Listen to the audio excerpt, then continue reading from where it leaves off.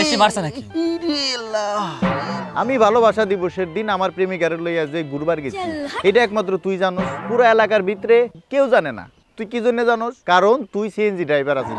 কথাটা কিন্তু গুরুত্ব দিস, খেয়াল করিস। একমাত্র তুই জানার পরে এই কথাটা আমার বউ জানলো কেমনে? আর যাই না হাইরা হে যে আমার গাঙ্গের পচা পানিতে চুবাইলো ইচ্ছা মতো। তুই আমার এটার উত্তর আগে দে। কি তুমি আমারে সন্দেহ করতাছো? তো আমি কারো সন্দেহ করুম?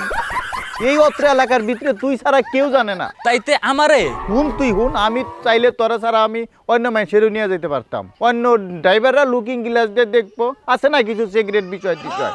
তো তাই তো আমি তোর সিএনজি নিয়ে গেছি। কিল্লেগা নিছি, তোরে ভালোবাসা নিছি। আর তুই আমার বউয়ের কাছে সব কয়ে দিছিস। আমার দোষ দাও কে? তুমিই তো খারাপ। বিয়ে শাদী করছো, আবার অন্য মেয়ের লগে লাইন মারাও। তোর কথার ভাবে বোঝা যায় তুই কইছো।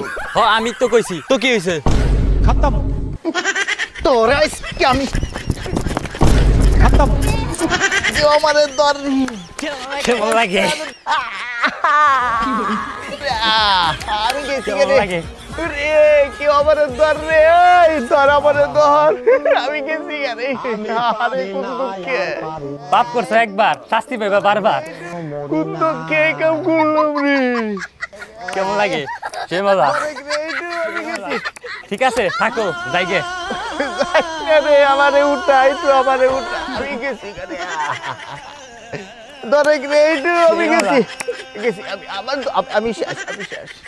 ওটা তোর ভাবিস মানে আমার আচারও খাই রে, তোরা দিয়ে দাও। আমি শেষ। যাস না রে। আমার শখ মিটে গেছে রে।